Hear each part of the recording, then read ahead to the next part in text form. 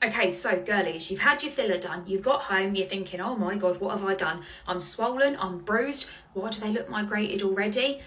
Let's talk about it. Let's talk about what's normal, what's not normal, and what to expect after your filler treatment, because sometimes we just need to be open, honest, and kind of just let other girlies know what to expect from our own experiences. So let's get down to it. So it's important to know that when you go and get your filler done, whether that be in your lips, your chin, your jaw, your cheeks, absolutely anywhere, when you see it for the first time, once they give you the mirror and you're sat there like that, that is not how your lips are going to look. You've got to think they're starting to swell already. There is lidocaine in your filler, trauma swelling. They're going to look a bit big. They're going to look a bit scary. And that is completely normal. Your final result is 2 to 3 weeks after your treatment. As soon as they hand you that mirror at the end, that isn't your final result. That isn't actually what they're going to look like.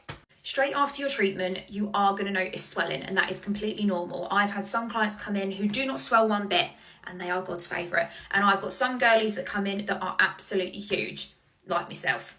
So my remedies to help with swelling are to avoid caffeine up to 2 weeks before your treatment. Avoid any alcohol, avoid any sort of kind of really salty foods. After your treatment, eat a shit ton of pineapple, lots and lots of water, antihistamines, and obviously ice. It's important to know as well that you probably are going to bruise, and a lot of people have the misconception that if they get a bruise on their face or on their lips after filler, it is from the person that has done it. They're a poor injector, they're really crap. Oh my God, they've given me a bruise. It's normal. Honestly, if we could make you not bruise, we would, but you're having a needle go in and out your skin. So girlies, you're probably going to bruise, and it's not the end of the world.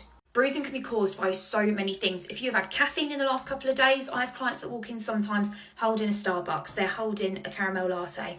It's going to make you bruise. If you're anemic, if you've got low iron, you're low in B12, if you've not drank enough water, if you're not sleeping properly, you're on your period, you're ovulating, or if you've had any alcohol a day or two before, you're going to bruise.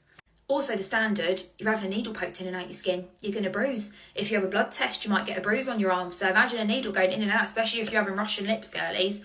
You're going to bruise. But it's important to know that bruising is normal. It is nothing to panic about. It is absolutely fine. To help with bruising, you can pop a little bit of heat on, but only do this if your practitioner has told you to. Apply arnica, and again, pineapple works a treat.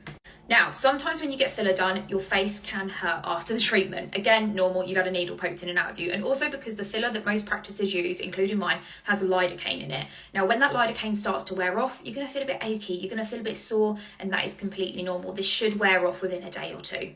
Now, next up is lumps and bumps. A lot of people freak out when they have lumps and bumps in their lips. Now, for the first couple of weeks, it is nothing to worry about. Sometimes as our lips are healing, they can be lumpy, they can be bumpy, they can be a bit uneven, but that is just part of the natural healing process. Now, I always tell all my girlies that get Russian lips, do not massage your lips for a few weeks. And this is different for every practitioner. Every practitioner will have their own advice, their own aftercare. But I kind of feel like if you specifically and strategically place that filler, you don't want to massage it, you don't want to move it, because I put it there for a reason, because you need a bit of filler in there, so don't rub it. Now that said, if after your kind of standard 2 to 3 weeks, there's still some lumps and bumps that are a little bit niggly because they haven't settled properly, just drop your practitioner a message and they can either lance it, saline flush it, or just pop a little bit of dissolver in there. However, I'm not a fan of partially dissolving, but that's a whole nother video. However, all of those things are completely normal, so it's important to remember that lumps, bumps, swelling, bruising, unevenness is perfectly normal for the first 2 to 3 weeks. Always keep in touch with your practitioner just in case there's anything you're not sure about, but the things we now need to talk about are things that aren't so normal. So if you've had your lip filler done and you notice any sort of mottling, white blanching around the skin, your capillary refills are quite slow, and a capillary refill is checking your blood flow. So pressing down really, really hard for 5 to 7 seconds, and when I let go, it's going to go from white back to pink. Perfect, that's exactly what I want to see. If that is coming back kind of 3 seconds or slower, then there may be some sort of obstruction that your practitioner needs to look at. But again, do not panic. If you start to become severely unwell after you've had your filler done, it may be caused by some sort of internal inflammation or infection. Again, your practitioner will need to have a look at this. You can be allergic to filler. You can have a sensitivity to lidocaine. So these are all things that you need to take kind of a bit of caution and look out for, but your practitioner will notice the signs of these straight away. But if your filler is kind of really, really hard, still a couple of weeks after you've had your filler done, again, normal for the first few weeks, but if it's kind of really hard, really sore and really lumpy after like 4-6 weeks, then your body may just be rejecting the filler. Rare, but not unheard of. Again, get your practitioner to have a look at this. Now, it is super important to remember that if you go to a new practitioner and your lips are migrated, they're a bit lumpy bumpy, they're not exactly how they should be looking, a good practitioner will tell you to get them dissolved. A good practitioner will not just fill over those lumps and bumps, okay? So do not ever get disheartened or kind of upset or angry if your practitioner says, do you know what, actually, I really don't think filling these will be the best idea. I think we should dissolve, 2 weeks later refill.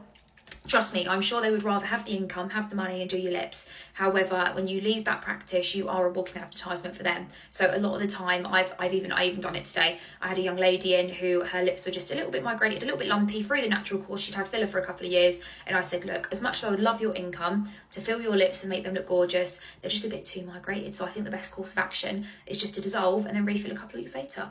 But always remember, if you have any issues, speak to your practitioner, okay? But do not scaremonger, do not Google or TikTok anything, unless it's this, because this is cold hard facts. And just kind of speak to your practitioner, they'll always go through everything with you.